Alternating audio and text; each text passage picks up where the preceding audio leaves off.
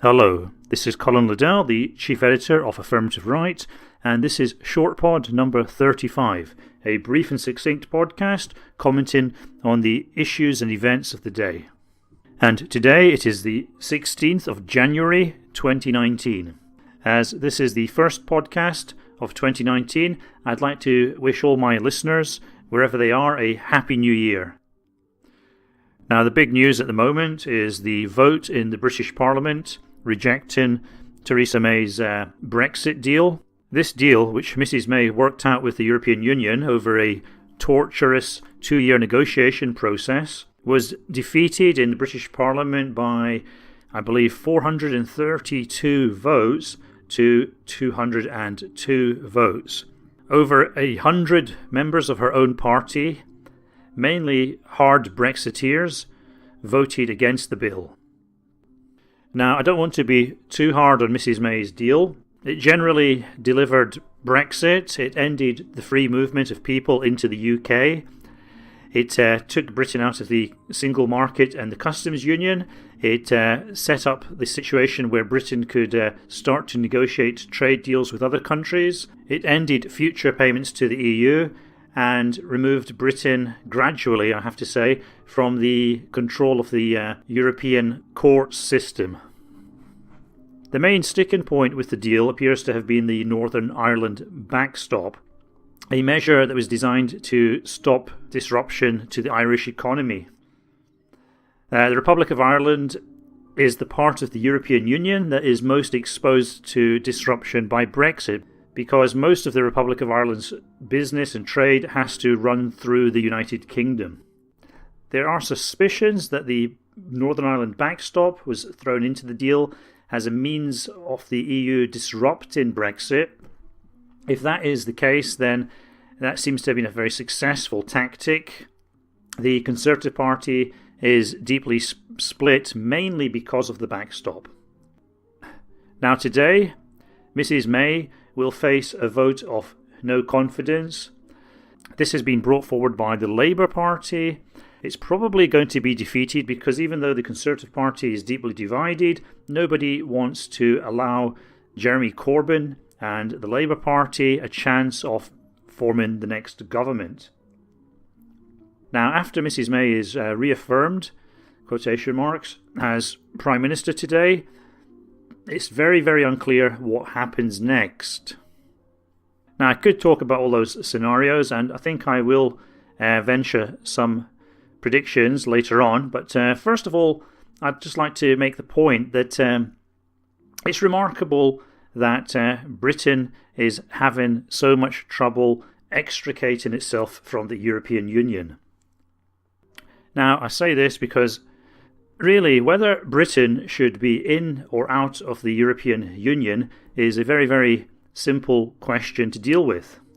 Does it make sense for Britain to essentially be ruled by a lot of bureaucrats, unelected people in Brussels, a lot of people who are essentially dominated by French and German agendas and interests? Or does it make sense for Britain to be run by politicians that the people can elect and directly monitor? The answer to that question is blatantly obvious. And also, I've been following the debates in the European Parliament. Of course, a lot of the speakers have been speaking in favour of Britain changing its mind and coming back to the EU and, patching everything up and pretending that nothing happened, etc., etc., which is, hilarious. Now, a lot of these people speaking in favour of Britain being in the EU, they're not using actual arguments. It's all feels and rhetoric and propaganda. The fact is that Britain doesn't really get that much out of the EU.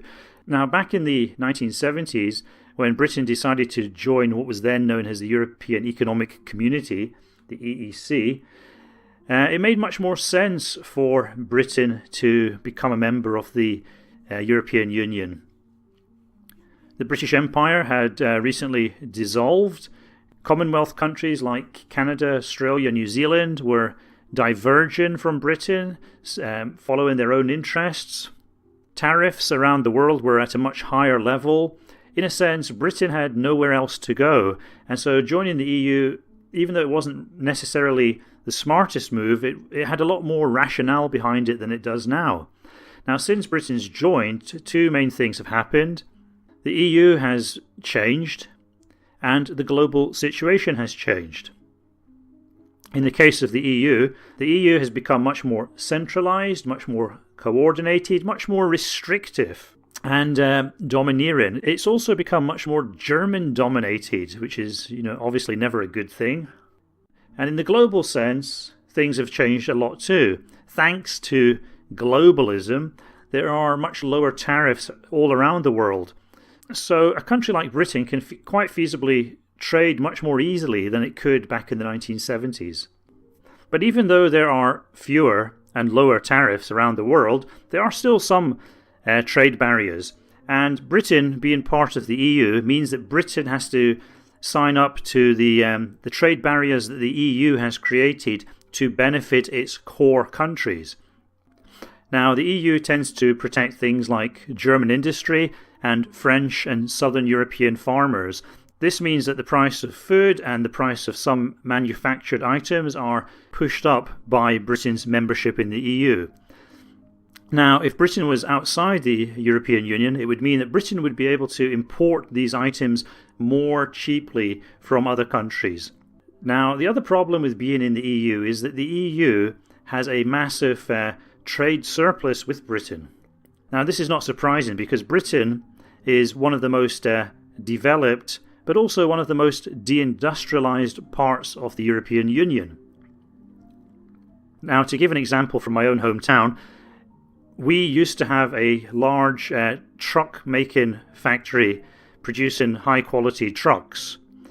Now, I assume that most of these were sold in the British market, and some of them were probably sold in the European market. But a few years ago, the company running this plant decided that it could increase its profit margins by relocating the factory to a part of Europe that has cheaper labour. Accordingly, they did so. The factory was closed down.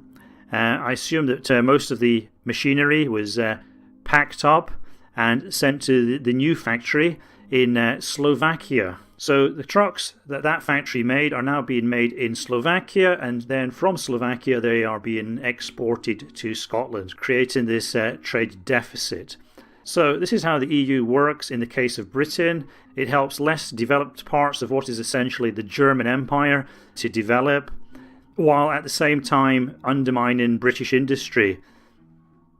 The trade-off for British elites is that being part of the EU allows the financial services sector of Britain more access to European markets. But when you do the numbers, the difference is quite considerable. Britain's surplus in economic services with the rest of Europe is much smaller than Europe's surplus in manufactured goods. So it's quite clear to any rational person who is informed about the basic economic data that leaving the EU is a win-win for Britain. And the less of a trade deal we have with the EU, possibly the better. Not only will food be cheaper, not only will consumer goods be cheaper, but there is also an increased likelihood that more and more manufacturing will have to be done in Britain rather than in remote parts of the European Empire like Slovakia. Now, are there any benefits to staying in the European Union? The only real beneficiary, as far as I can see, is the City of London. But even there, it's a mixed blessing. The European Union has a tendency to devalue financial services and to privilege German manufacturing. Outside the European Union, I think even the City of London would have certain benefits. But anyway, the interests of the City of London have always ranked very lowly with me. I think anything that hurts the City of London is probably good for the rest of the United Kingdom. That generally seems to be the case. The City of London tends to operate in a rather parasitic way. It tends to over-centralise the economy on London. It tends to suck wealth out of the regions. So I've always thought the City of London is not the most healthy aspect of the British economy. In fact, it's one of the most toxic and deleterious. So, if it's such an open and shut case, one has to wonder why Britain is having so much trouble getting out of the EU, why there is so much opposition, both amongst a large section of the public and also amongst probably the majority of the political class.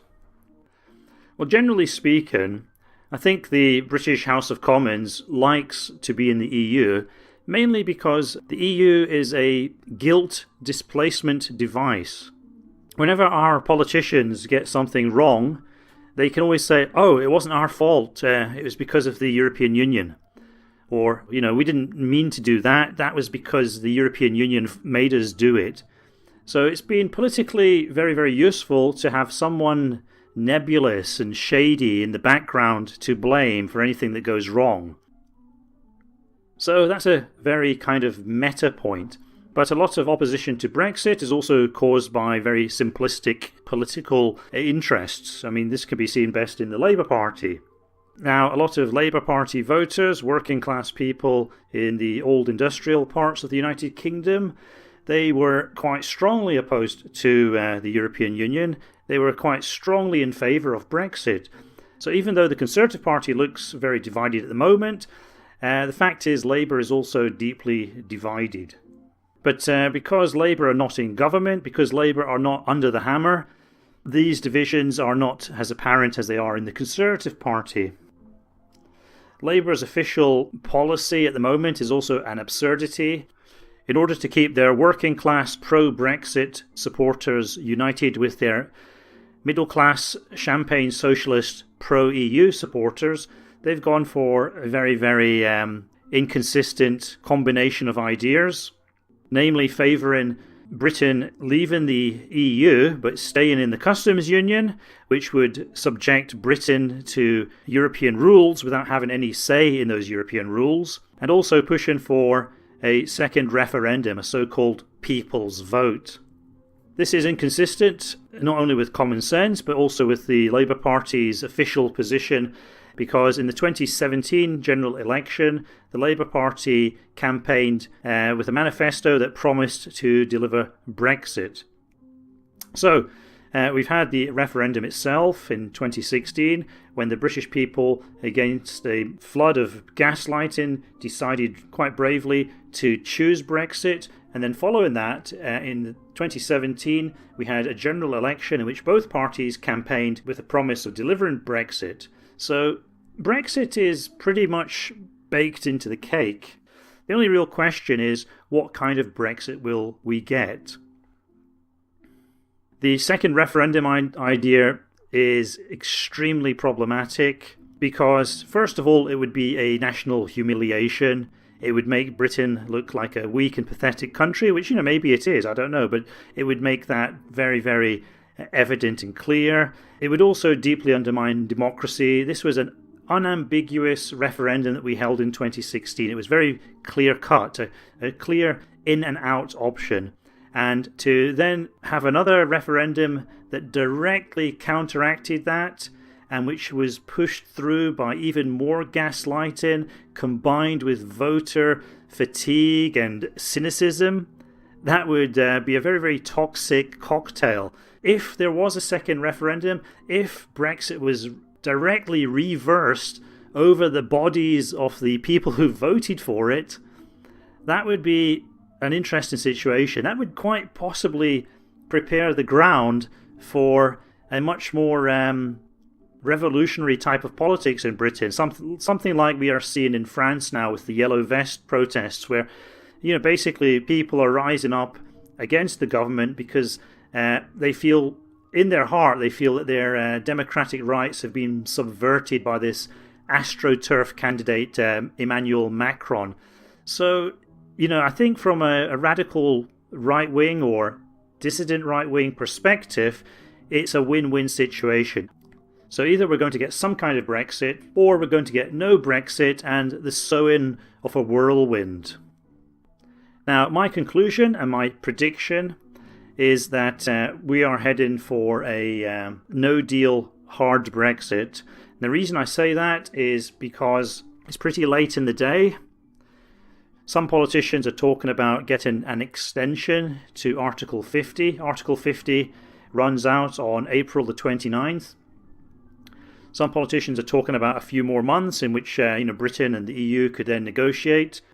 But my feeling is that the EU is not really willing to shift enough. Now, Mrs May's plan was defeated by 432 to 202. That's a majority against her plan of 230 votes, which is massive. Now, I think because of that, and also because of the general intransigence and inflexibility of the EU, I think the EU will be unlikely to move enough to satisfy Tory rebels and the Democratic Unionist Party MPs. Now, even though a majority of the MPs, a lot of Conservative MPs and a lot of people in the opposition are very, very reluctant to see a no-deal Brexit, I think that they've kind of painted themselves into a corner. And the clock is running down. The EU is not budging. They would have to budge very considerably anyway. So the easiest road forward now for Mrs May is to keep trying to get the EU to budge and then coming home empty-handed again and again. And maybe there might be a second vote on a slightly amended treaty, and that then too would also be rejected, maybe by a narrower margin than 232. And then March the 29th comes, we've run out of time, we've run out of options, bang, hard Brexit. So that's my prediction. No deal, hard Brexit.